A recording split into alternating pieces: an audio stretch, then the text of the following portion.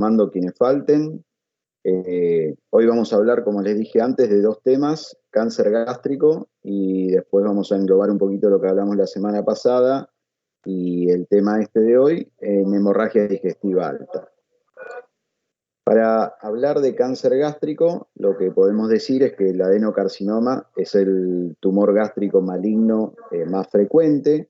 Otros tipos histológicos de lesiones oncológicas que encontramos en el estómago pueden ser los linfomas, los tumores del estómago. Disculpe, Sí. ¿Se podrá poner a grabar la clase? Sí, ningún problema. Igual ya se la subí a Miel, ¿eh? Ah, bueno. Sí. ¿Lo grabás vos? Profe, ¿cómo anda? Yo Buenos no días. puedo porque estoy desde el teléfono. No, además ahora parece que el formato de Teams cambió y lo tiene que poner usted a grabar ahora, el que controla la clase, no los alumnos. Y yo no sé cómo se graba. Arriba a la derecha tiene como tres puntitos al lado de como el globo de diálogo. Ahí debería aparecer una opción que dice grabar clase. Perfecto. O iniciar grabación. A ver. Iniciar grabación. ¿Pongo ahí? Sí, profe. Bien. ¿En la teoría estaríamos grabando? Debería. Ahí está. Bueno, perfecto, gracias. Ahí está. Ahora sí, ahí empezó a grabar. Perfecto. Bueno, entonces, como les decía, hablábamos del cáncer gástrico y decíamos que el adenocarcinoma es el tumor gástrico maligno más común, que otros estirpes histológicas son los linfomas, los tumores del estómago gastrointestinal, o sea, los GIST, y los carcinoides gástricos. En cuanto a la asociación, ¿con qué asociamos el adenocarcinoma? Con condición socioeconómica baja por el tipo de alimentación, con la presencia de Helicobacter pylori y con la aparición de displasia de alto grado en la mucosa gástrica. Epidemiológicamente podemos decir que es el segundo cáncer digestivo en frecuencia, siguiendo al cáncer de colon. Si los dividimos entre varones y mujeres, podemos decir que es la tercera causa de muerte en varones por cáncer, siguiendo al de pulmón y próstata. Y si es en el caso de las mujeres, es la quinta causa de muerte por cáncer, siguiendo al de pulmón, mama, útero y colon. Es más frecuente en varones entre 50 y 70 años, con una relación 1:5 con respecto a las mujeres. En cuanto a la etiología, es muy importante el tema de los hábitos alimentarios, la ingesta de sal, nitratos, carnes ahumadas, el fumar, el tabaco y el alcohol son factores que aumentan la incidencia de cáncer gástrico. La presencia, como les dije antes, del Helicobacter pylori, las gastrectomías parciales, cuando uno hace una cirugía y reseca parte del estómago, el resto que queda en contacto, ya sea con bilis, que proviene del duodeno, va a aumentar el riesgo de irritación de esa mucosa remanente y aumenta el riesgo de cáncer en el remanente gástrico. La presencia de pólipos gástricos y los factores ambientales, esto se vio con la inmigración de orientales a Estados Unidos. Cuando han tenido la descendencia, la incidencia de cáncer gástrico disminuyó en forma muy importante, ya que en Japón se ve una alta incidencia de cáncer gástrico y en Estados Unidos no. Sí, cierto. Entonces podemos decir que la etiología del cáncer gástrico es multifactorial, pero sabemos que iniciamos con una gastritis atrófica, que luego con el correr del tiempo puede presentar una metaplasia intestinal, eso llevar a una displasia de bajo grado, una displasia de grado intermedio. Por último, aparece displasia de alto grado, que ya es una enfermedad preneoplásica, y luego de eso puede aparecer un adenocarcinoma. Siempre el Helicobacter pylori tiene que ver en la producción de esta gastritis atrófica, así que con eso aumenta la incidencia de cáncer gástrico la presencia de Helicobacter pylori. acá esquemáticamente, una mucosa gástrica normal que va a recibir afección en cuanto a la dieta y los factores medioambientales y la presencia del Helicobacter pylori, y ahí se va a producir la gastritis crónica activa, luego una gastritis crónica atrófica, y ahí la presencia de metaplasia y displasia, que es la enfermedad preneoplásica. Otro esquema para graficar esa incidencia de gastritis hasta displasia. ¿Cuáles son los factores de riesgo que los podemos diferenciar en definitivos y que requieren vigilancia sugerida, o sea, biopsia de la mucosa gástrica? La presencia de displasia de alto grado, eso requiere control muy estricto y endoscopías en forma frecuente para determinar si aparece una neoplasia. La poliposis adenomatosa familiar, la presencia de adenomas o el esófago de Barrett en la unión esófago-gástrica. Podemos dividir al adenocarcinoma en dos subtipos histológicos, que es la clasificación de Lauren, y tenemos el subtipo histológico intestinal y difuso. El intestinal es más común en zonas endémicas, está asociado a la atrofia gástrica, tiene glándulas con metaplasia intestinal, es más frecuente en hombres que en mujeres, tiene mayor diseminación hematógena. Las patologías oncológicas tienen 3 vías de diseminación, por vía hematógena, por vía linfática o por contigüidad. En este caso, tanto el intestinal como el difuso tienen alta diseminación hematógena. Y el intestinal tiene aumento de la incidencia con la edad, o sea, mayor edad, mayor riesgo de histología intestinal. Y el difuso es más común en áreas de baja prevalencia de cáncer gástrico, está asociado con el grupo sanguíneo A, es mal diferenciado y muchas veces presenta células en anillo de sello, lo cual le da un peor pronóstico a estos casos. Es más frecuente en mujeres que en hombres, la diseminación también es más preponderantemente hematógena y se ubica en grupos etarios más jóvenes. ¿Qué otros factores de riesgo, aparte de tener los que ya nombramos que necesitan vigilancia con biopsias frecuentes? Tenemos la displasia, la poliposis adenomatosa familiar, la presencia de adenomas, pero la metaplasia intestinal también, la gastritis atrófica crónica también, la infección por Helicobacter pylori y el esófago de Barrett, que ya lo habíamos nombrado. Podemos dividir el cáncer gástrico en temprano y avanzado, y eso va a depender de si atraviesa o no la submucosa. Todas las lesiones que al momento del diagnóstico estén limitados solo a la mucosa o submucosa, haya o no compromiso de ganglios linfáticos, se los denomina cáncer gástrico temprano. Ahora, si tenemos una lesión que invade más allá de la submucosa, hablamos de cáncer gástrico avanzado. ¿Y cuáles van a ser las manifestaciones clínicas? La clínica es similar a lo que vimos la semana pasada de la úlcera péptica, ¿sí? Pero esos casos que yo les decía, que a pesar de hacer el tratamiento con inhibidores de la bomba de protones, no mejoraba el cuadro, ¿sí? Va a tener signos y síntomas dados por la invasión más allá de la muscular de la mucosa, ya sea por extensión regional o metástasis a distancia. Esto, si ya invadió en profundidad, vamos a tener, a distancia, vamos a tener afección a nivel hepático, afección a nivel pulmonar, que son los sitios más frecuentes de secundarismo gástrico, y si no, puede haber afección a nivel peritoneal y a nivel óseo también. ¿Cuál es la manifestación clínica de un cáncer gástrico temprano? Acá ven alta cantidad de pacientes que se encuentran asintomáticos.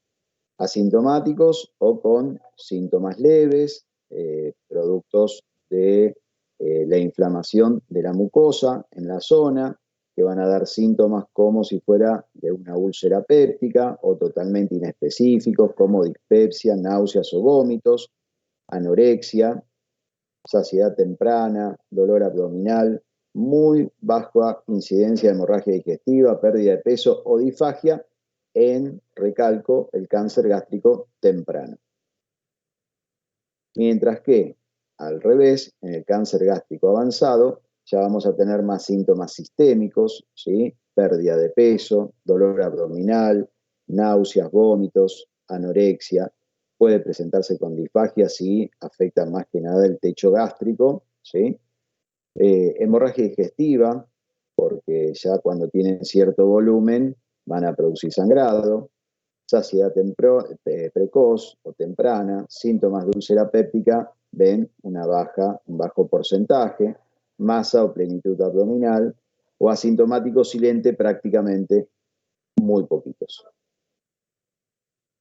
¿Cómo hacemos el diagnóstico de un paciente que tiene un cáncer gástrico? Vamos a basarnos en la clínica, vamos a usar estudios complementarios y vamos a confirmarlo con la anatomía patológica. En cuanto a la clínica, vamos a hacer un examen físico completo. En el caso de que sea una patología avanzada, vamos a poder palpar un tumor, una masa en el abdomen. ¿Por qué? Porque el paciente seguramente bajó de peso y se pueda palpar la lesión. Podemos palpar un ganglio, el ganglio supraclavicular izquierdo, como lo ven acá en la imagen, que se denomina el ganglio de Virchow. Esto es característico en las lesiones gástricas avanzadas, o también el ombligo nodular o el nódulo de la hermana Joseph, ¿sí? Esa lesión a nivel umbilical que habla también de un cuadro oncológico gástrico avanzado. ¿Qué estudios complementarios tenemos para diagnosticar y estadificar este paciente con un cáncer gástrico? Empezamos con lo menos invasivo, que es una seriada esófago-gastroduodenal, una endoscopía digestiva alta, la ecografía para ver lesiones hepáticas, la tomografía que nos permite ver lesiones a distancia, la ecoendoscopía ya mucho más específico y por ahí para lesiones pequeñas gástricas para ver el grado de invasión a nivel de la pared gástrica, el PET-CT, la tomografía con emisión de positrones, para ver lesiones secundarias en el resto del organismo, y la angiotomografía mucho más específica para evaluar la afección de las arterias para decidir si hay posibilidad de resección quirúrgica o no. Empezamos con la seriada. Vamos a ver, como vimos la semana pasada, lesiones ulcerosas benignas. ¿Qué características tienen? Tienen un cráter ulceroso redondo u oval simétrico, montículo de edema circundante liso, el cráter se proyecta hacia afuera de la luz gástrica, pliegues mucosos que irradian simétricos irregulares, mucosa adyacente con mamelones gástricos normales o agrandados, pero no distorsionados. No hay nodularidad, afecto de masa ocupante o pérdida de la distensibilidad. Y ahora vamos a ver que en las lesiones malignas sí vamos a tener todas esas cosas. Vamos a tener un cráter ulceroso asimétrico y distorsionado, úlcera sobre una masa irregular, pliegues mucosos irregulares y distorsionados, mucosa adyacente con mamelones gástricos obliterados o distorsionados, y va a haber efecto de masa, nodularidad y pérdida de la distensibilidad de esa parte del estómago. Algunas imágenes, ¿sí? Acá vemos la lesión en el cuerpo gástrico, curvatura mayor. Acá vemos magnificada otra lesión ulcerada. Esto parece ser un cáncer gástrico ulcerado con todos los pliegues distorsionados en toda esa zona. La seriada, a partir de que se utiliza mucho la endoscopía alta, ha perdido valor y se la utiliza como complemento en casos donde, por ejemplo, tenemos una lesión en el techo gástrico y uno no puede, está deformado el hiato y uno no puede progresar con el endoscopio, y ahí sí la seriada puede ser de utilidad como para ver el resto del cuerpo gástrico. pero el estudio de mayor importancia para el diagnóstico del cáncer gástrico va a ser la videoendoscopía digestiva alta, que más allá de permitir ver en forma directa la lesión, también nos va a permitir tomar muestra de biopsia para tener confirmación histológica. En cuanto a lo que podemos ver de la lesión, tenemos una clasificación, que es la clasificación de Borman, ¿sí? Es para los tumores gástricos de acuerdo al aspecto macroscópico. Y ahí lo podemos dividir en tipo 1, 2, 3 y 4. El tipo 1 son masas polipoides que se proyectan hacia la luz gástrica sin una sustancial necrosis o ulceración. El tipo 2 son masas que ya presentan ulceración o lesiones fungoides con márgenes bien delimitados. El tipo 3 son ulceraciones más profundas con márgenes poco claros. Y el tipo 4 es una lesión que se llama linitis plástica, que es difusamente infiltrativa y afecta toda la pared gástrica. El Borman 1, entonces, acá esquemáticamente, una lesión sobrelevada, polipoidea. El Borman 2, con una ulceración limitada, mientras que el Borman 3 ya tiene una lesión úlcero-infiltrante, afecta más en profundidad y más en distancia, y el 4, la linitis plástica o la afección de toda la pared gástrica. Acá tenemos algunas imágenes endoscópicas de cáncer gástrico. Acá se está tomando una biopsia, otra lesión ulcerada en el centro, otra biopsia sobre una lesión de cáncer gástrico, otra imagen.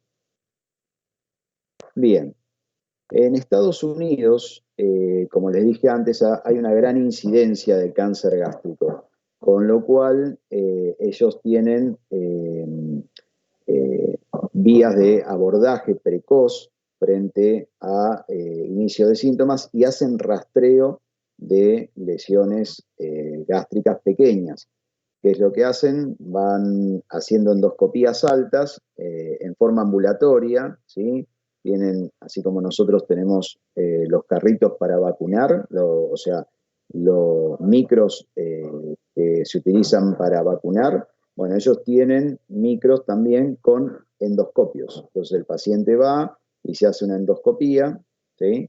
Y buscan lesiones gástricas tempranas, buscan ese cáncer gástrico temprano y tienen un alto diagnóstico de cáncer gástrico temprano y resección endoscópica, ya vamos a ver, de lesiones pequeñas por vía endoscópica. Y ellos están muy avanzados en este tema y crearon la clasificación de cáncer gástrico temprano y lo dividen en 3 grupos. El tipo 1, que es el polipoide, el tipo 2, que es el superficial, el aplanado y el deprimido, y el tipo 3, que es el excavado. Obviamente, a mayor grado, mayor riesgo de diseminación a distancia y menor posibilidad de resección endoscópica. Entonces, en Japón hacen el rastreo, logran hasta un 50% de detección de cánceres tempranos, con resección y curación y con una sobrevida a 5 y 10 años mayor al 90%. Bien, luego de haber hecho el diagnóstico histológico del cáncer gástrico, lo que tenemos que hacer, como en toda lesión oncológica, es estadificarlo. ¿Cómo podemos estadificarlo? Lo estadificamos con una tomografía que sirve para determinar metástasis a distancia en más del 90% de los casos. Es mala para diagnosticar lesiones en la mucosa gástrica o en la pared gástrica de menos de 5 milímetros. No permite evaluar la profundidad de la invasión tumoral, o sea, no nos permite ver claramente hasta qué nivel de la pared gástrica está invadido. Permite detectar siembras peritoneales, compromiso de piplón, compromiso de ovarios y recto, como metástasis, o sea, como lesiones metastásicas a distancia. Acá tenemos una lesión en el cuerpo gástrico, visto por tomografía, y acá tenemos otra lesión en el cuerpo gástrico con la identificación de múltiples lesiones secundarias a nivel hepático. La ecoendoscopía. La ecoendoscopía sí permite ver claramente la profundidad hasta 5 centímetros de donde uno coloca el ecoendoscopio. Por lo tanto, es un método no muy bueno para detectar metástasis a distancia, pero es muy bueno para determinar profundidad de la invasión tumoral y permite determinar las 5 capas de la pared del estómago. Vamos a tener la mucosa superficial, la mucosa profunda, la submucosa, la muscular propia y la serosa. Define entonces la profundidad de la invasión en el 90% de los casos. Es útil en la identificación de adenopatías perigástricas, las que están bien pegadas al estómago. Vamos a ver después que eso es el N1 en la estadificación. Y debido a una visión limitada en profundidad, se la considera complementaria de la tomografía. Entonces, así como la tomografía es muy buena para ver la presencia de metástasis a distancia, la ecoendoscopía nos permite ver bien la profundidad de la lesión, principalmente en lesiones, tumores gástricos tempranos, que vamos a ver a determinar si se puede resecar por vía endoscópica o requiere algún tratamiento quirúrgico resectivo mayor. Este es un esquema de lo que es un ecoendoscopio. El ecoendoscopio combina la ecografía con la endoscopía, se pone un traductor en la punta del endoscopio para hacer una ecografía con el beneficio de estar dentro del órgano a través de la endoscopía. Acá una imagen real con las 5 capas del estómago y acá una que nos muestra la lesión, ¿sí?, en la pared gástrica. Acá esquemáticamente, como es un ecoendoscopio, y también permite tomar biopsia a través del canal de trabajo del endoscopio. Otra imagen.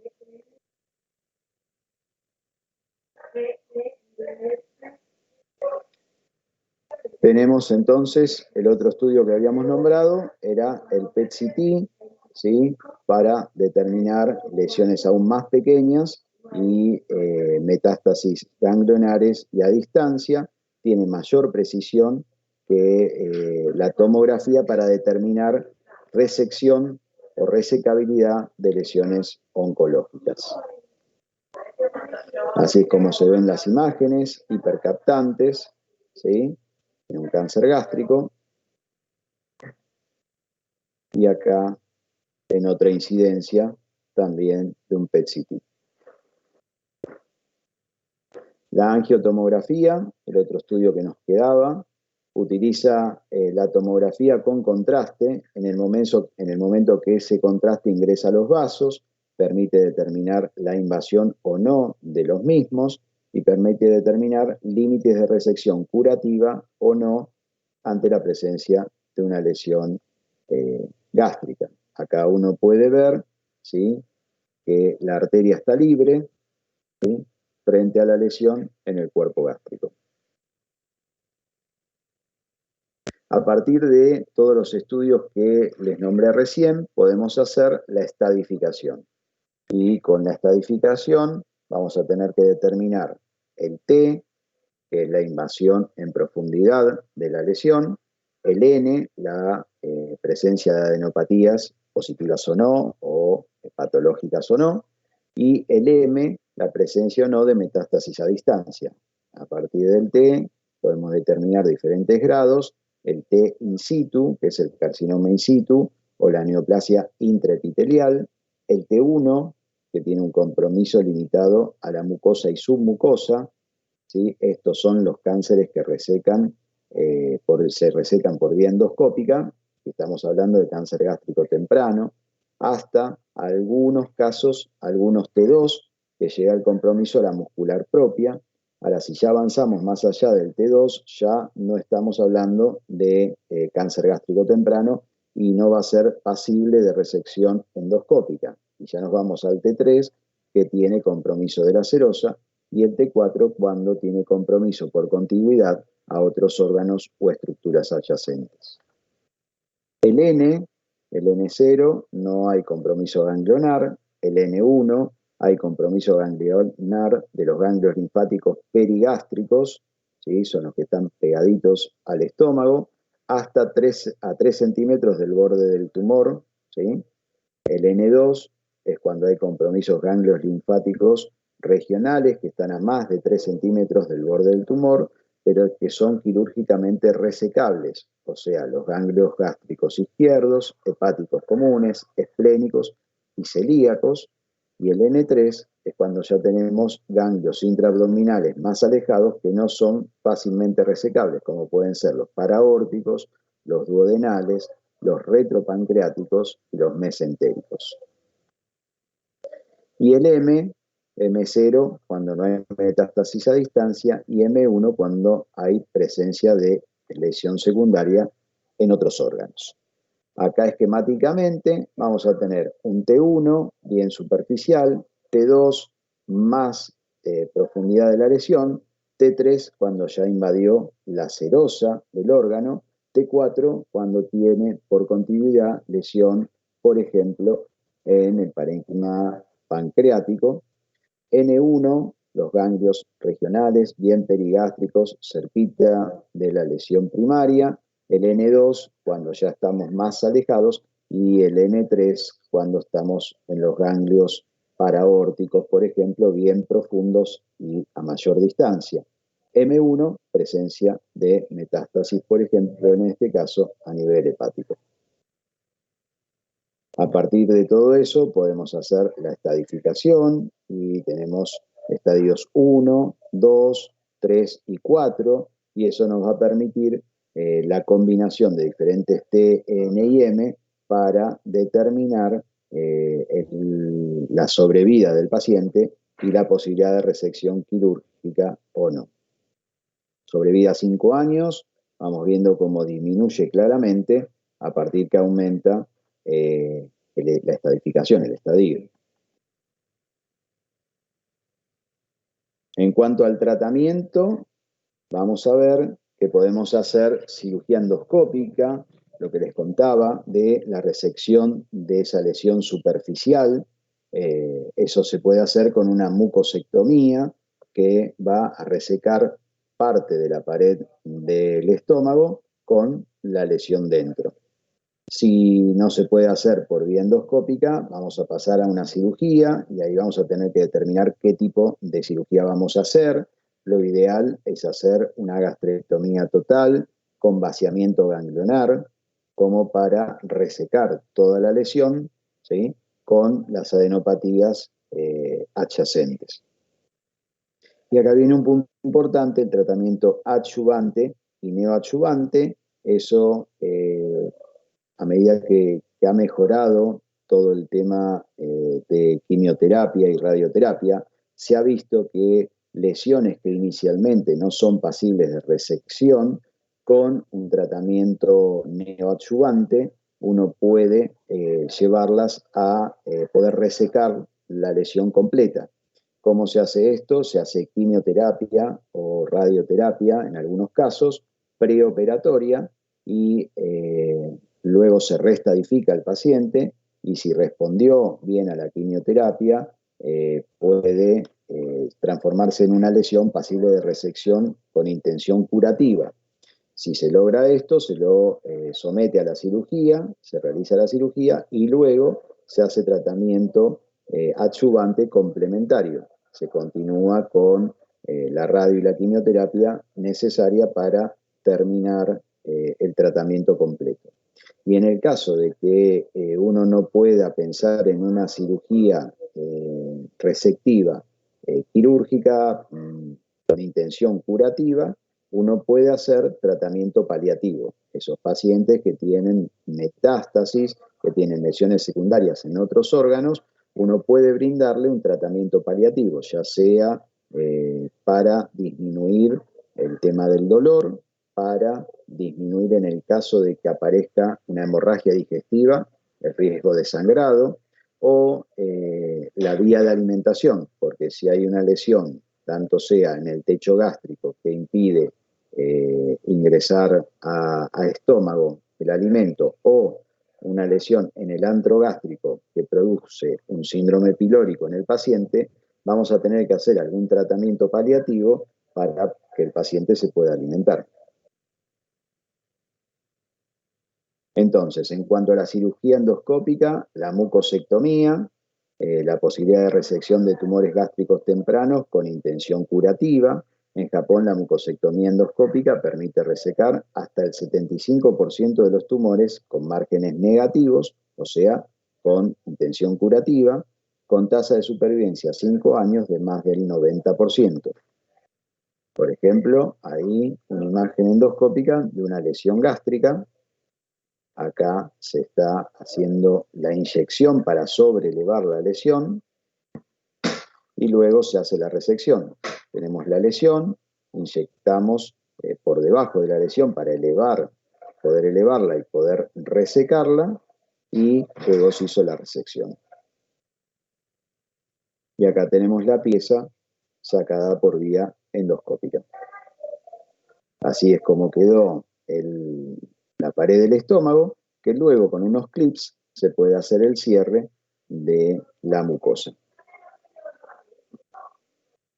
Cirugía, si hay tumores antrales en el antro gástrico, se podría llegar a intentar una gastrectomía subtotal. Si son tumores bien distales, uno puede hacer una resección con margen de seguridad de por lo menos 5 centímetros, libre de lesión, y uno puede hacer una gastrectomía subtotal.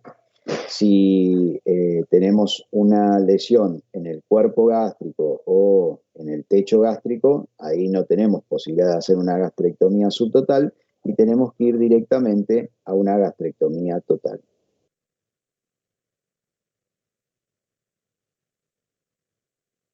Entonces, si tenemos una lesión bien en el antro gástrico, podríamos llegar a hacer una resección parcial del estómago, ¿sí? Ahí haríamos una gastrectomía parcial, o si es más alta, una gastrectomía subtotal, o si sacamos todo el estómago, haríamos una gastrectomía total.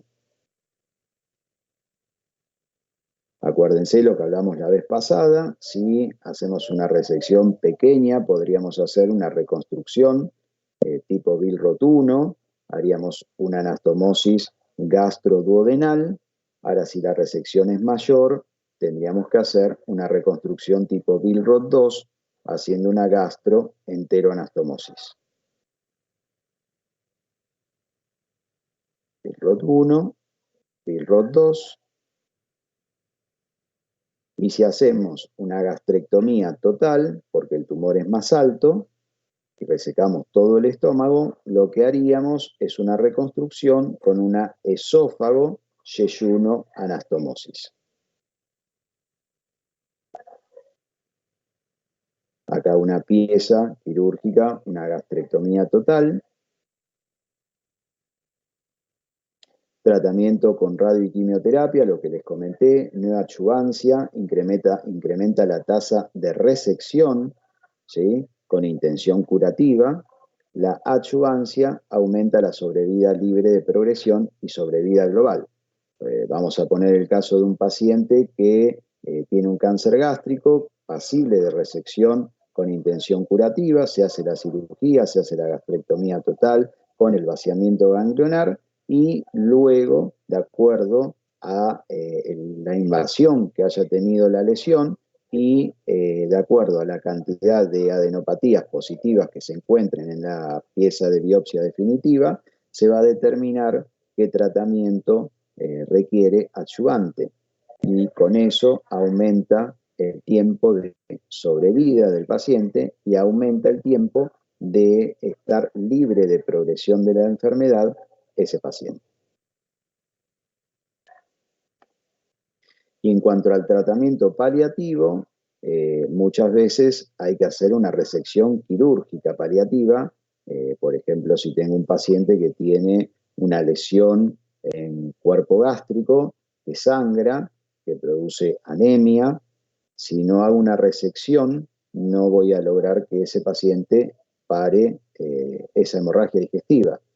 y, por ejemplo, tiene metástasis a distancia, voy a hacer una resección quirúrgica no pensando en hacer una curación, sino en hacer una paliación de la situación. Otra cosa que puedo hacer es un bypass quirúrgico, ¿sí? Pensando, por ejemplo, en una lesión de antro gástrico, una lesión que produce un síndrome pilórico, puedo hacer una gastroenteroanastomosis para saltear la zona de la obstrucción y que el paciente pueda seguir alimentándose por vía oral. Otro tratamiento paliativo puede ser por vía endoscópica, la colocación de stents. Si tengo una lesión en el antro gástrico que me deforma el píloro, puedo colocarle un stent como para permeabilizar el píloro y que el paciente pueda seguir alimentándose. O una gastrostomía, si por ejemplo tengo una lesión en el techo gástrico que me deforma el hiato y el paciente no puede alimentarse, puedo hacer una gastrostomía en el cuerpo gástrico y alimentarlo a través de la gastrostomía, o podría llegar a ser una yeyunostomía ya un poco más abajo. Quimioterapia, radioterapia, como tratamiento paliativo, no como neoadjuvancia o adjuvancia, sino como tratamiento paliativo para tratar de disminuir el tamaño de la lesión y tratar de disminuir el dolor que puede producir este cáncer, o la combinación de varias de estas cosas, ¿sí? En general, los resultados clínicos son escasos, pero es una paliación para brindar la mejor calidad de vida posible a este paciente. ¿Preguntas de cáncer gástrico?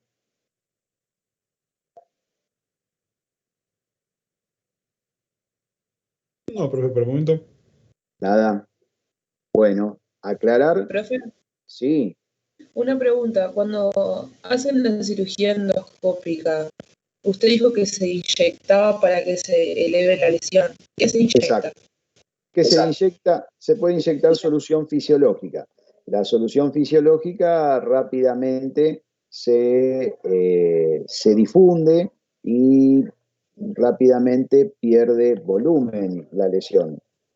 Pero se podría llegar a inyectar solución fisiológica. Hay geles que tardan más en reabsorberse, entonces se puede inyectar ese gel como para que durante más tiempo esté sobrelevada la lesión, pero esos geles son más caros y más difíciles de conseguir, a veces es más difícil, pero si no, aunque sea solo la inyección con solución fisiológica y uno le puede agregar adrenalina diluida, como para que sangre menos cuando uno hace la resección, pero uno lo puede inyectar directamente con solución fisiológica y adrenalina diluida. Buenísimo, profe. ¿Alguna otra pregunta?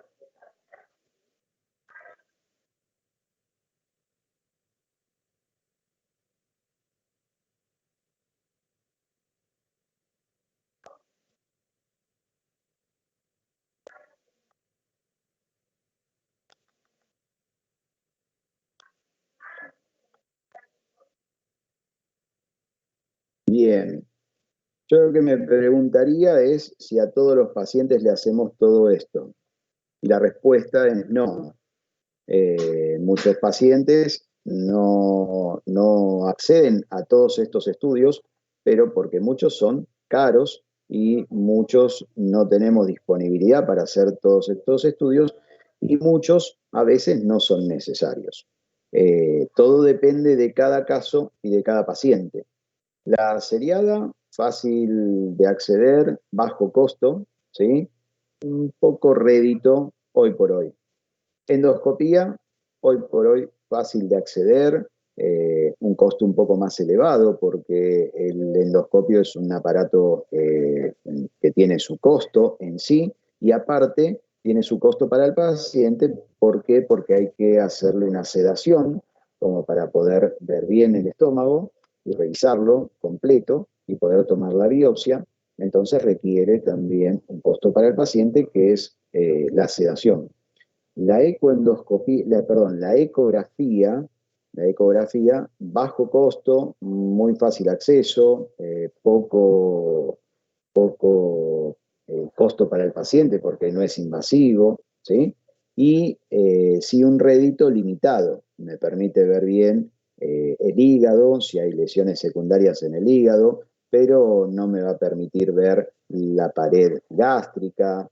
Acuérdense que la ecografía utiliza el ultrasonido para poder ver lesiones sólidas, pero cuando hay aire entre medio dificulta ese rebote del sonido y se distorsionan las imágenes. Entonces, si hay meteorismo o si tenemos que trabajar sobre una víscera hueca, la ecografía pierde sensibilidad. Sí sirve claramente para lesiones hepáticas. La tomografía tiene un equipo costoso. En cuanto al paciente, no es un método invasivo, es de alto rédito, ¿sí? Porque me permite ver si yo hago una tomografía de, por ejemplo, tórax, abdomen y pelvis, ya con eso estoy evaluando los pulmones, el hígado, la lesión en sí a nivel de la pared gástrica. Si tiene cierto volumen se va a ver claramente por tomografía, la presencia de adenopatías, la presencia de lesiones a nivel del peritoneo, del epiplom, que me va a dar una idea de posibilidad de resección. Ya acá voy a empezar a pensar en si al paciente lo puedo resecar con intención curativa o no. La ecoendoscopía, estudio difícil de conseguir, alto costo. En Japón, como les comentaba antes, sí, utilizan mucho ecoendoscopía. Acá en la Argentina, poco. Por ahora, poco. Y me va a permitir ver lesiones, o sea, determinar la profundidad de una lesión pequeña en esos pacientes, donde yo tengo una lesión que abarca toda la pared del estómago, no tiene demasiado sentido hacerle una ecoendoscopía. Ahí pierde totalmente necesidad. Entonces eso va a ser seleccionado de acuerdo a cada paciente. PET-CT, esto me va a permitir ver lesiones aún más pequeñas a distancia, pero no es un estudio de alto costo y lo voy a utilizar en pacientes seleccionados, en pacientes que no tengo demasiadas lesiones y pienso en resecarlo, por ejemplo, que tenga un paciente que tiene un cáncer gástrico con una sola imagen en hígado y que uno piensa en hacer neoadjuvancia para reducir el tamaño. Bueno, evaluará con un PET-CT primero a ver si no hay lesiones a distancia que ya me hagan pensar en otra terapéutica. Entonces el PET-CT, un estudio de alto costo para casos puntuales y seleccionados. Angiotomografía, también un estudio no tan difícil como el PET-CT de conseguir, pero un estudio que tiene su costo. Necesitamos un equipo, un tomógrafo que tenga alta resolución para poder hacer la angiotomografía. Entonces se lo utiliza también en casos seleccionados donde yo voy a pensar en resecar con intención curativa a este paciente y le solicito una angiotomografía para ver si tiene invasión de los grandes vasos antes de iniciar la cirugía. Bien. ¿Se entendió?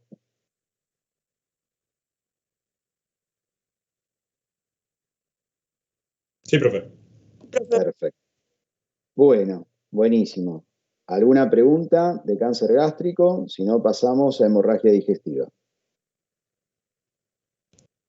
Profe, como una ligera forma de resumen, si usted, por ejemplo, nos tendría que indicar, por ejemplo, las cosas a las cuales tendríamos que focalizar o saber bien, porque, por ejemplo, yo sé que el algoritmo de diagnóstico para distintos pacientes o, por ejemplo, el plan de tratamiento para distintos pacientes, dependiendo de la estadificación, es bastante complejo y bastante largo y específico, pero si nos tendría que recomendar, chicos, estas son las 3, 4 cosas que es indispensable que sepan, que sí o sí la tienen que saber. ¿Podría tirarnos algún centro, algún palo? Todo lo que acabo de hacer con este slide. Con este slide lo que les comenté es la parte más importante en cuanto a los estudios que tengo, a la disponibilidad de estudios que tengo y el rédito que me va a dar cada uno de esos estudios y el costo que tiene cada uno de esos estudios. Porque nunca se tienen que olvidar el costo que tiene para la sociedad y para el paciente, ¿sí? Entonces, uno tiene que saber cuán invasivo es un estudio que va a indicar y uno tiene que saber cuán factible de poder hacerse el estudio que uno le está solicitando y el rédito que voy a tener con ese estudio. Si yo tengo un paciente que tiene un cáncer gástrico avanzado con metástasis ya evidenciadas con una tomografía, una econdoscopía no tendría ningún sentido, por ejemplo. Y en cuanto a la terapéutica, saber que en lesiones pequeñas uno puede hacer tratamiento endoscópico con la mucosectomía, y si son lesiones más grandes, voy a tener que pensar en una gastrectomía, ya sea una gastrectomía parcial, si es una lesión pequeña y bien distal, que me dé un buen margen de seguridad, y si no, lo ideal, una gastrectomía total con vaciamiento ganglionar. Esa es la gastrectomía D2, tradicional, clásica, donde uno hace la gastrectomía total y el vaciamiento locorregional y el vaciamiento de la arteria esplénica, ¿sí? Que a veces en ese vaciamiento de la arteria esplénica uno tiene que hacer una esplenectomía también de necesidad. Pero tener esa idea y el tratamiento paliativo en esos pacientes que uno no puede resecar o que no puede brindar una terapéutica con intención curativa, el tratamiento paliativo es muy importante también como para mejorar la calidad de vida de ese paciente. Perfecto, bárbaro. Muchas gracias. No.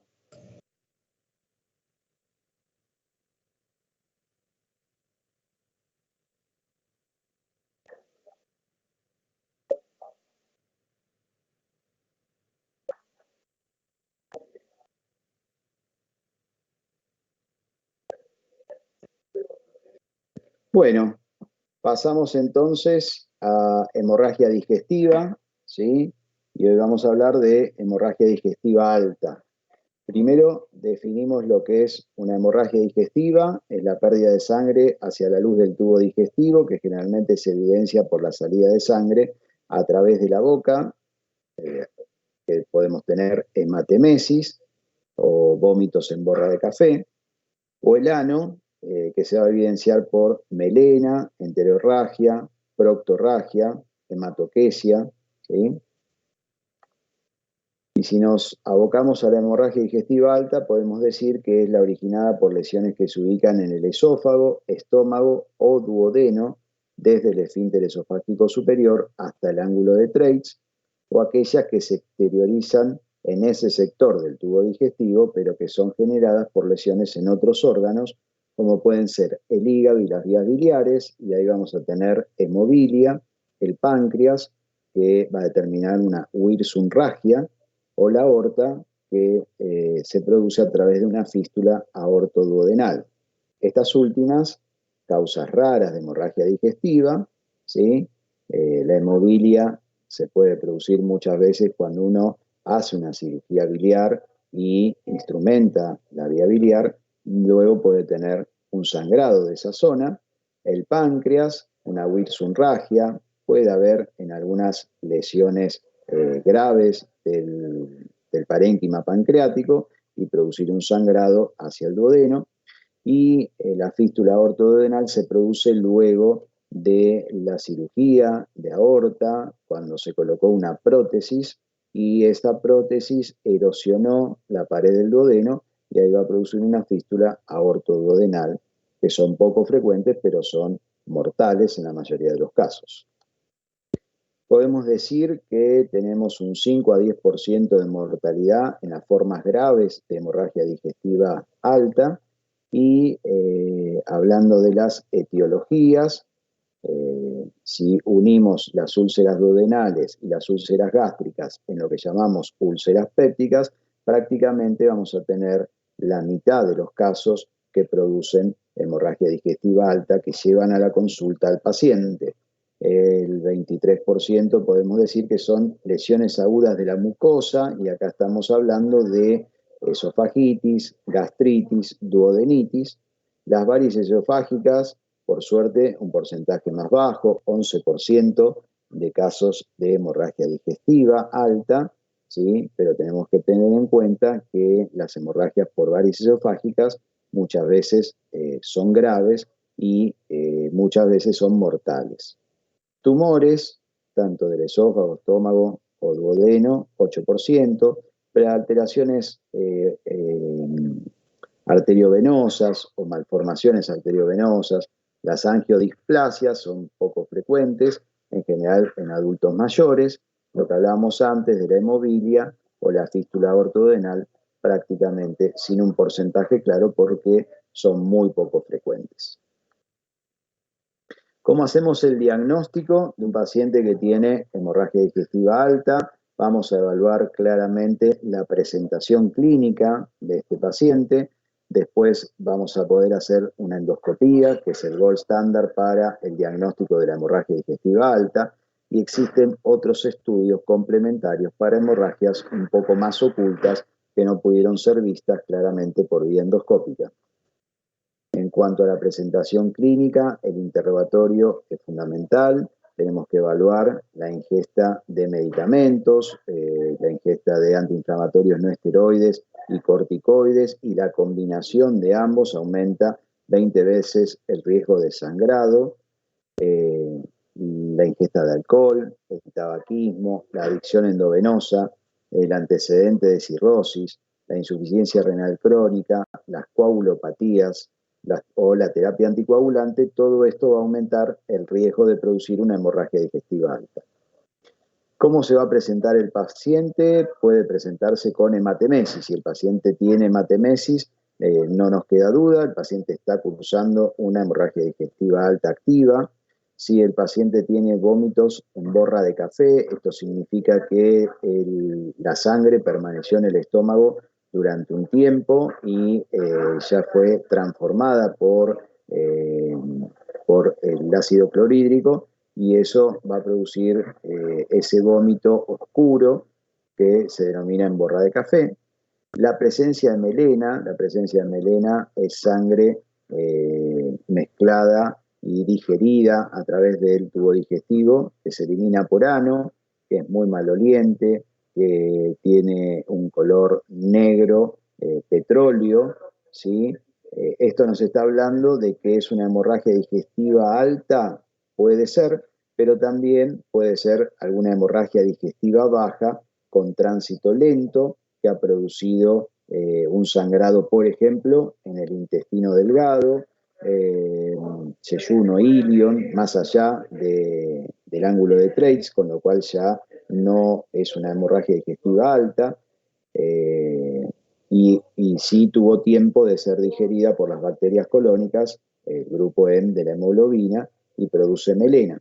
O la presencia de hematoquesia. Si yo tengo un paciente que tiene hematoquesia y tiene una hemorragia digestiva alta, lo que me está hablando es que tengo un paciente muy grave porque tiene un sangrado tan importante, alto, que acelera tanto el tránsito intestinal y que esa sangre no tuvo tiempo de ser digerida por las bacterias colónicas. Lo que me está diciendo es que el volumen del sangrado es muy importante si es una hemorragia digestiva alta con hematoquesia.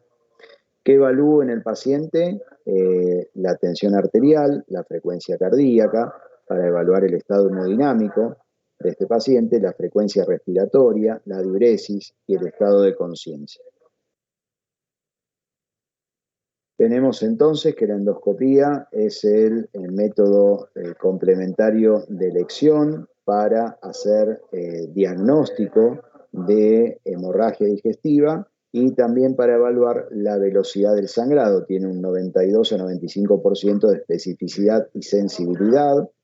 Acá vemos algunas imágenes de endoscópicas de un antropíloro normal, de un duodeno normal y un estómago normal. ¿Qué es lo que pedimos que haga la endoscopía? Que defina la lesión causante del sangrado, o que haya estigmas de hemorragia reciente, o sea, que me diga, esta fue la lesión que sangró, o ya poder hacer directamente un tratamiento endoscópico en el sangrado activo. Algunas causas, entonces, de hemorragia digestiva alta, un cáncer esofágico, otra imagen de cáncer esofágico, cáncer gástrico, ¿sí? El centro se necrosa y empieza a sangrar, esofagitis, otra imagen de esofagitis,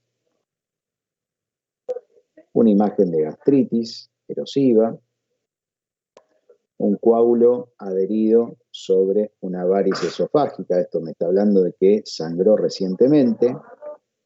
Un esófago de Barrett, que puede producir sangrado también. Un síndrome de Mallory-Weiss, el desgarro de la mucosa esofágica. Presencia de un pólipo gástrico gigante, también puede producir sangrado. Y las más frecuentes, las úlceras gástricas y úlceras duodenales, que van a producir como complicación un sangrado.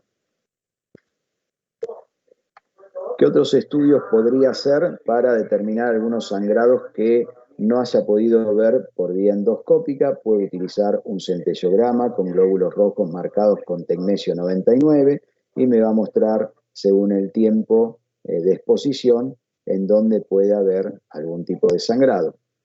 Una arteriografía selectiva, ¿sí? Donde me puede mostrar una malformación arteriovenosa y puede mostrarme un sitio de posible sangrado. Y por último, una endocápsula. La endocápsula son cápsulas que vienen con cámara, que sacan fotos a medida que va avanzando a través del tracto digestivo. Esta cámara va sacando fotos y va enviando esas imágenes a un software donde uno después revisa esas imágenes para ver si ve alguna lesión posible de sangrado, que haya producido ese sangrado que no se haya visto por vía endoscópica. Todo esto muy poco frecuente de usar para las hemorragias digestivas altas. Existe la posibilidad de tener que usarlo en casos muy seleccionados, pero normalmente, como la endoscopía es un estudio a favor de la corriente del tránsito gastrointestinal, me permite ver un estómago que, si yo lo dejé con unas horas de ayuno, está totalmente evacuado, que no tengo residuos y puedo ver las lesiones. Lo mismo en el duodeno, lo mismo en el esófago. Entonces, ¿cómo hacemos el manejo primario de un paciente con una hemorragia digestiva? Lo mismo que en cualquier paciente con un shock hemodinámico. Tengo que estimar la pérdida sanguínea.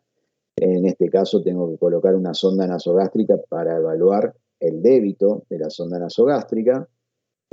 Voy a evaluar los parámetros clínicos, TA, frecuencia cardíaca, frecuencia respiratoria, diuresis, y voy a evaluar cómo responde hemodinámicamente a la infusión de 2 litros de cristaloides, dependiendo de los antecedentes del paciente, porque si, por ejemplo, tengo un paciente joven que tiene una hemorragia digestiva y le paso 2 litros de cristaloides, no voy a tener mayor problema cardiológico, por ejemplo, pero si tengo un adulto mayor que tiene una insuficiencia cardíaca y tiene una hemorragia digestiva y yo infundo 2 litros de cristaloides en forma rápida, es probable que descompense su parte cardiológica también. Así que evaluar al paciente en el contexto general, no solo por la patología que estamos tratando en ese momento. A partir de todo esto vamos a determinar la intensidad de la hemorragia digestiva alta y la podemos dividir en leve, moderada y severa, de acuerdo a estos parámetros clínicos y de reposición de sangre en las primeras 24 horas, y tenemos que las leves tienen una pérdida de volumen sanguíneo menor al 10%, no necesitan reposición de sangre en las primeras 24 horas y en general no van a tener alteración hemodinámica. Las moderadas tienen una pérdida de un 10 a un 20% del volumen sanguíneo, en general requieren hasta 2 transfusiones en las primeras 24 horas y sí ya van a presentar de inicio alteración hemodinámica, y las severas tienen una pérdida importante de la volemia, van a necesitar reposición de varias unidades de sangre en las primeras 24 horas y sí van a tener alteración hemodinámica. Eso es para determinar la intensidad de la hemorragia digestiva alta de acuerdo a la evaluación clínica del paciente. Como inicio la resucitación, coloco plan de hidratación periférica, vías cortas y gruesas para poder infundir rápidamente volumen. Le coloco la sonda nasogástrica, coloco una sonda vesical para evaluar diuresis, una vía central, veré en qué momento coloco la vía central para controlar la infusión de volumen, para determinar qué necesidad de volumen requiere el paciente, pero la vía central tengo que tenerla clara que no me va a reemplazar a la vía periférica. La vía periférica va a ser ideal para aumentar el volumen en forma rápida, la vía central para controlar el volumen luego a nivel central, a nivel cardíaco. Laboratorio, cuando coloco la vía, saco sangre para el laboratorio, voy a evaluar el hemograma. Un hematocrito inicial alto no me significa de que ese paciente no esté sangrando, sí me va a servir como algo basal para controlarlo luego en las próximas horas, para ver si luego desciende. En los pacientes que tienen melena voy a poder determinar una urea, en general sobrelevada, producto de esta degradación a nivel colónico y reabsorción de urea, que me va a producir un aumento importante de la urea y no tanto de la creatinina. Entonces voy a tener un paciente que va a tener urea alta, creatinina normal o levemente aumentada, producto de la pérdida de volumen que haya tenido, pero la urea muy alta, producto de esa degradación de la sangre a nivel colónico. La necesidad de transfusión se va a determinar de acuerdo a el sangrado, el volumen del sangrado y de lo que fui determinando de la característica de la hemorragia digestiva. Causas entonces de hemorragia digestiva, habíamos dicho que las úlceras pépticas iban a producir casi un 50% de las hemorragias que requerían atención. Recordamos un poquito lo que es una úlcera, se caracterizan por sobrepasar, la lesión se caracteriza por sobrepasar la muscular de la mucosa, ¿sí? Acá tenemos imágenes de úlceras duodenales, ¿se acuerdan que habíamos hablado que las úlceras duodenales en la cara posterior de la primera porción del duodeno van a producir erosión de la arteria gastroduodenal y eso va a producir una hemorragia digestiva alta grave, una lesión ulcerosa gástrica, otra úlcera gástrica, una úlcera duodenal con sangrado activo. Bien, ¿cuáles son los factores pronósticos clínicos de un paciente que tiene una úlcera y que ha sangrado? Mal pronóstico o peor pronóstico en los pacientes mayores de 60 años, que tienen enfermedades asociadas, que tienen estigmas de sangrado activo o reciente, que están con alteración hemodinámica, que requieren más de 5 unidades de sangre de reposición en las primeras 24 horas, que presentan periodos de hematemesis repetidas o la presencia de hematoquesia, lo que les contaba antes, que la presencia de hematoquesia en una hemorragia digestiva alta me está hablando de un sangrado muy importante, o la necesidad de cirugía de urgencia porque esta hemorragia digestiva no pudo ser controlada por vía endoscópica o por cese espontáneo del sangrado y requiere una cirugía de urgencia. Eso es otro factor de mal pronóstico clínico. Y también podemos tener los factores pronósticos endoscópicos, ¿sí? La clasificación de Forest es la que nos va a permitir determinar qué riesgo de resangrado tengo, qué riesgo de necesidad de cirugía tengo y qué mortalidad voy a tener en cada paciente. Y la clasificación de Forest lo podemos dividir en 3 grupos. El Forest 1, que nos está hablando de un sangrado activo, el Forest 2, que nos habla de un sangrado reciente, y el Forest 3, que nos habla de un sangrado pasado. Entonces, si tenemos un sangrado activo, en cuanto al Forest, podemos dividirlo en Forest 1A, que es un sangrado arterial, un sangrado pulsátil. El FORES 1B es un sangrado en napa, es un sangrado venoso. En cuanto al sangrado reciente, el FORES 2 lo podemos dividir en 3 grupos. El A, que nos muestra un vaso visible en el fondo de la lesión. El B, que me muestra un coágulo adherido a la úlcera. Y el FORES C, que nos muestra una base negra que ya comienza la vía de cicatrización de la úlcera. El FORES 3 me habla de un sangrado pasado, ¿sí? No tiene estigma de sangrado activo ni reciente, y es la úlcera que tiene fibrina en el fondo. Acá tenemos una imagen de un FORES 1A con un sangrado arterial, un FORES 1B, un sangrado en napa de esta úlcera, un FORES 2A, un vaso visible en el lecho de la úlcera, un FORES 2B, un coágulo adherido al fondo de la úlcera, un FORES 2C, ya la base negra, bien marcando ya el inicio de la cicatrización de la úlcera, y el FORES 3, que me habla de la presencia de fibrina con cicatrización de la úlcera.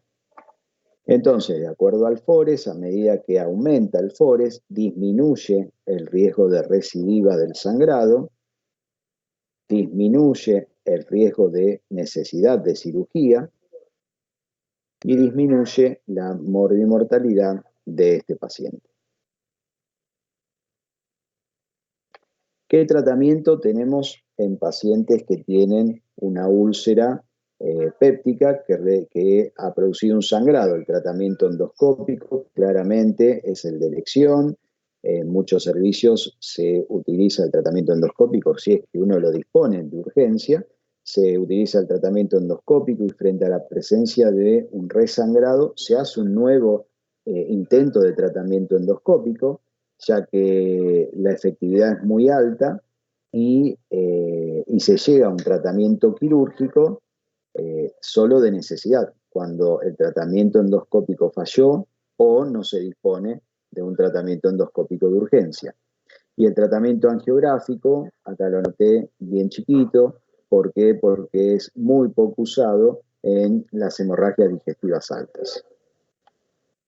Entonces, como tratamiento, ¿qué puedo hacer dentro del tratamiento endoscópico? Puedo hacer electrocoagulación bipolar, la colocación de clips sobre la úlcera que está sangrando, sobre el vaso visible para disminuir el riesgo de sangrado. Puedo utilizar inyecciones locales con alcohol, con adrenalina, con esclerosantes, con soluciones salinas. En general lo que se utiliza es adrenalina diluida en solución fisiológica para disminuir el sangrado. La utilización de argonplasma, esto es poco frecuente de ver, solo en algunos servicios que cuentan con argonplasma para poder coagular la lesión. Lo que se intenta hacer en general es la utilización de 2 métodos de frene del sangrado por vía endoscópica, y generalmente lo más utilizado es la inyección con adrenalina diluida y la colocación encima de clips para frenar el sangrado. Tiene una incidencia de resangrado o persistencia del sangrado de un 21%, donde uno puede hacer un nuevo tratamiento endoscópico o evaluar si el paciente está con inestabilidad hemodinámica. No se va a hacer endoscopía, pero si el paciente no está con descompensación hemodinámica, entonces sí puede hacer una reendoscopía, y si no frenó en el primer intento, se puede intentar de vuelta. Acá algunas imágenes, cómo se ve cómo se está inyectando en la zona de la úlcera. Estas son con argonplasma, donde se coagula toda la lesión que sangraba. Y acá se está colocando un clips sobre una lesión que previamente había sido ya infiltrada con solución fisiológica y adrenalina para disminuir el sangrado. La combinación de 2 métodos aumenta la efectividad del cese del sangrado. Si necesitamos llegar a un tratamiento quirúrgico de necesidad, uno lo que puede hacer es una resección de la lesión, ¿sí? De esa zona, puede hacer una gastrectomía subtotal o una antrectomía, le agrega una vagotomía para disminuir la secreción de ácido clorhídrico como una de las causas de producción de úlceras, ¿sí? Ahí vamos a tener un riesgo de resangrado de un 5%, o si el paciente realmente llega a la cirugía en muy mala condición, porque hemodinámicamente está descompensado, yo voy a tratar de no hacer una resección, porque si hago una resección voy a tener que hacer una anastomosis. Si tengo un paciente con una inestabilidad hemodinámica y hago una anastomosis, corro más riesgo de que esa anastomosis filtre y no se adhiera bien. Entonces, en esos casos, lo que puedo hacer es lo que se llama una hemostasia directa. Abro la zona del antro píloro, que es generalmente la zona donde se producen las úlceras con sangrado más importante, que requieren un tratamiento quirúrgico, y voy a hacer lo que se llama hemostasia directa. La hemostasia directa es dar un punto sobre la lesión que está sangrando y con eso freno el sangrado. A eso le puedo agregar, a eso le debo agregar una piloroplastia, ¿sí? Entonces, con eso disminuyo el riesgo de síndrome pilórico producto de la vagotomía que le hice antes. Con esto, 8% de riesgo de resangrado, un poquito mayor que cuando hice la resección de la lesión. ¿Por qué? Porque dejé la zona donde estaba la úlcera y puede tener algún riesgo apenas mayor de resangrado, pero es totalmente viable en un paciente que tiene descompensación hemodinámica hacer una hemostasia directa como para frenar en forma rápida el sangrado. Tratamientos angiográficos, como les dije antes, son poco utilizados en las hemorragias digestivas altas, son más utilizados en las hemorragias digestivas bajas, pero podría llegar a ser alguna infusión selectiva con vasopresina o embolizaciones con adhesivos tisulares. Esto se podría llegar a usar en alguna angiodisplasia que a veces puede aparecer en el cuerpo gástrico o en el techo gástrico.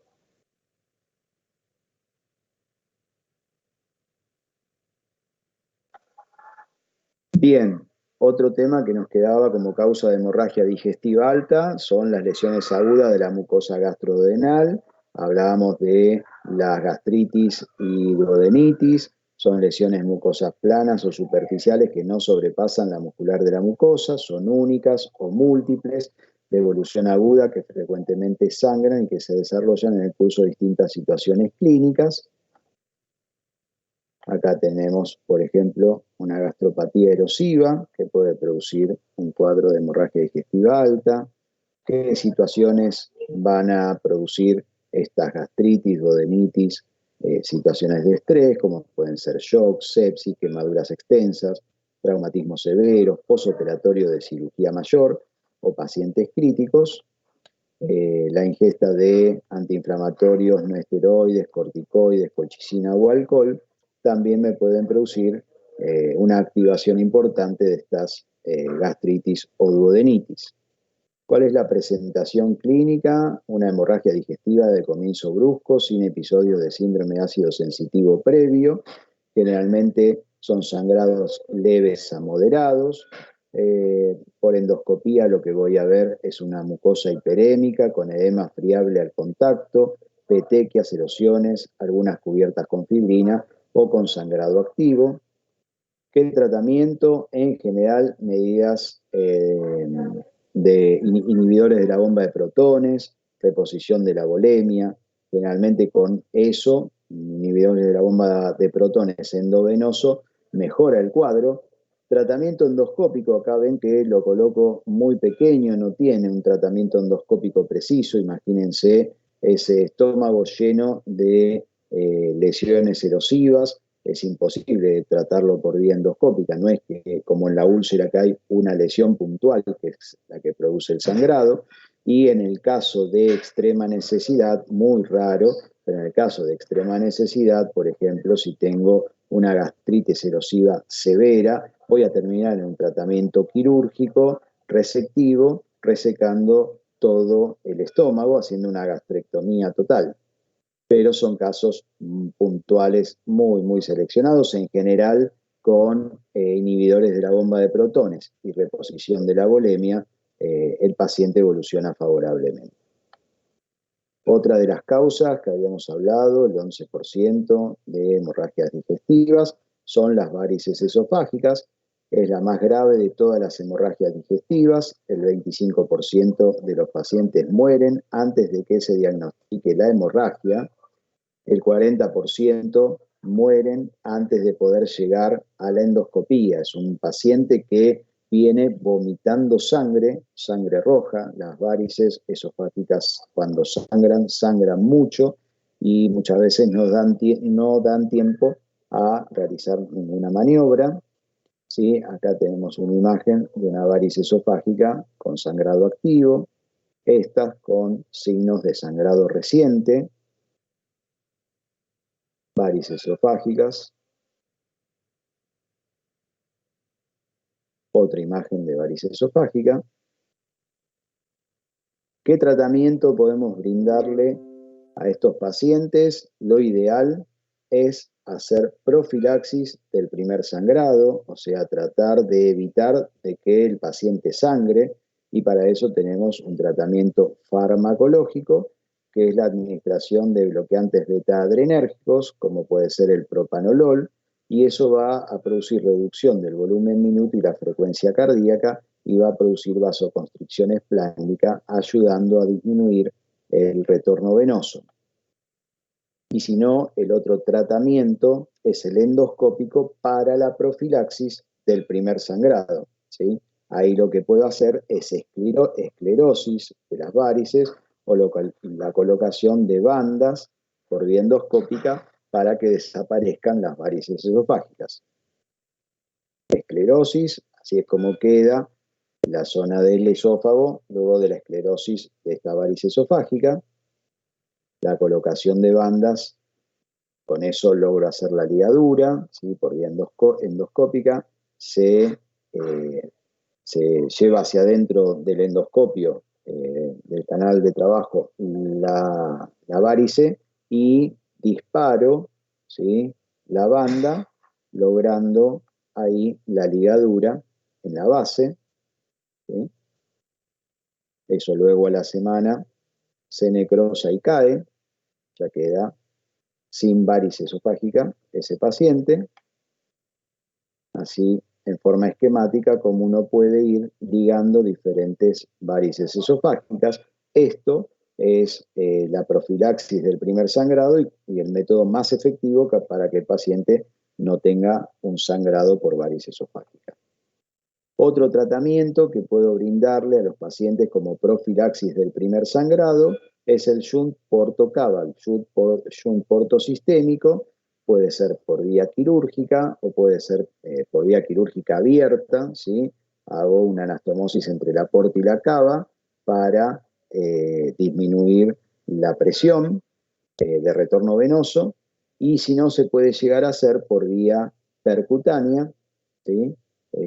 Esa comunicación entre la porta y la cava por vía percutánea transyugular. Ahora, si me posiciono frente a un paciente que está sangrando por una varice esofágica, lo primero que tengo que hacer es tratar de frenar el sangrado en forma rápida y hacer una buena reposición de volumen. Ahí lo que puedo hacer es colocar un balón de taponamiento gastroesofágico, que el que más usamos es el balón de Sextaken-Blackmore, ¿sí? Se coloca a través de la nariz y llega hasta el estómago. Ahí se insufla un balón, que es el balón gástrico, y se va a traccionar para comprimir las varices del techo gástrico, y luego se insufla otro balón, que es el balón del tercio inferior del esófago, que va a comprimir las varices del tercio inferior del esófago. Ese balón que se coloca y se insufla va a producir un cese del sangrado, va a ser efectivo, 90% de efectividad, pero va a tener una recidiva de un 50%. ¿Esto qué es lo que me está diciendo? Que el balón, cuando comprime las varices, va a producir que el paciente no tenga sangrado. Eso es buenísimo porque ahí ganamos tiempo para que el paciente se compense hemodinámicamente, se pasa volumen, se transfunde, mejora el cuadro hemodinámico y ahí puedo pasar a hacer una endoscopía. Y una endoscopía sobre un terreno que en ese momento no está sangrando. Coloco el balón, insuflo el balón gástrico, insuflo el balón esofágico y luego, intermitentemente, cada 2-3 horas se desinsufla uno de los balones, por lo menos durante 24 o 48 horas, hasta que logro estabilizar hemodinámicamente al paciente y ahí sí hago la endoscopía y por vía endoscópica hago la esclerosis o el bandeo de esas varices, ¿sí? Esclerosis o la ligadura de las varices, una vez que frené el sangrado con el balón y estabilicé hemodinámicamente al paciente. Puede requerir un tratamiento quirúrgico. En la urgencia de la hemorragia digestiva por varices esofágicas es muy difícil llegar a un tratamiento quirúrgico y hacer una derivación portosistémica, una derivación portocava. Realmente el paciente, si está con descompensación hemodinámica, no es lo indicado es la colocación del balón y una vez que mejore el estado hemodinámico, hacer una endoscopía y hacer una esclerosis o un banding. Esta es la derivación o shunt portosistémico extrahepático. Y lo otro que les había comentado antes, por vía percutánea, un shunt portosistémico intrahepático transyugular. Bueno, preguntas de hemorragia digestiva.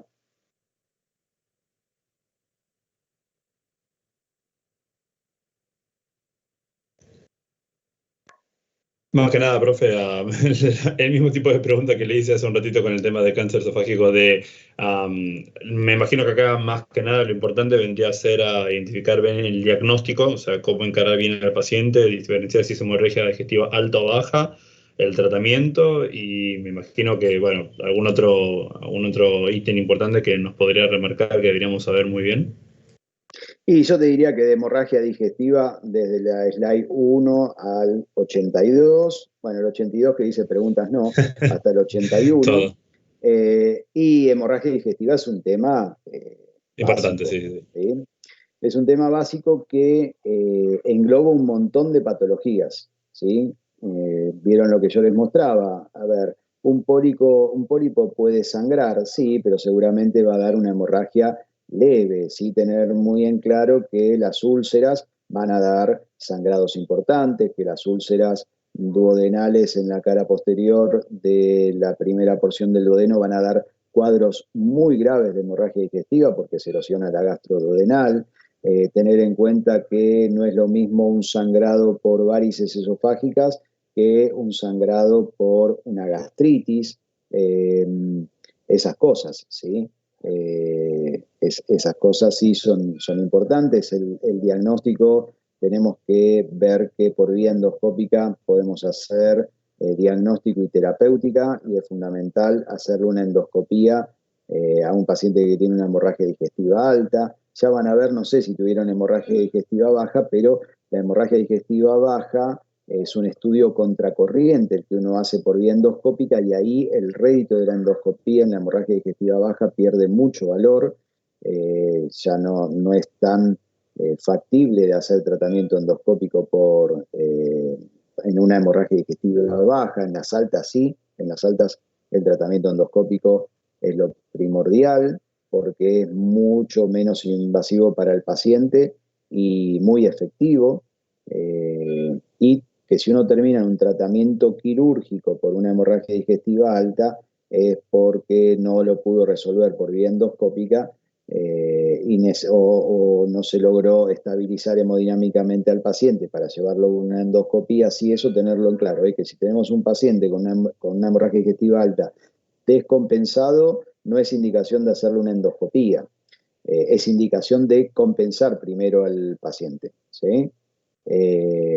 Y determinar si tengo altas chances de tener un paciente con una hemorragia digestiva alta por varices esofágicas. ¿Cómo lo puedo saber? Evaluando los antecedentes, ¿sí? Evaluando si tiene circulación colateral. Si el paciente tiene circulación colateral, puedo pensar de que tiene varices esofágicas y ahí sí colocar un balón de Sextaken Blackmore como para frenar el sangrado y compensarlo hemodinámicamente y después hacer la endoscopía, ya sea diagnóstica o terapéutica.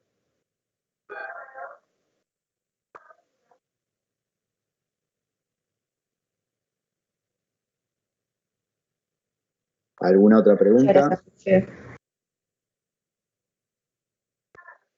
¿Nada? No, profe, muy claro. Bueno, bárbaro. Las dos charlas están, o los slides están subidos a Miel, lo subí hoy a la mañana, y bueno, si les quedó esto grabado, ustedes ya lo pueden descargar de lo que les quedó grabado. Ahora, profe, tiene que, de la misma manera que usted puso para empezar la grabación, tiene que poner detener grabación y se debería cargar automáticamente acá en el chat. Perfecto. Detener grabación. Profe, grabación. Sí. yo me fijé en Miel porque me apareció la notificación de que habían subido algo, pero me parece que no puso la opción de que lo podamos ver nosotros. Ajá. Como que aparece, pero no encuentro las clases.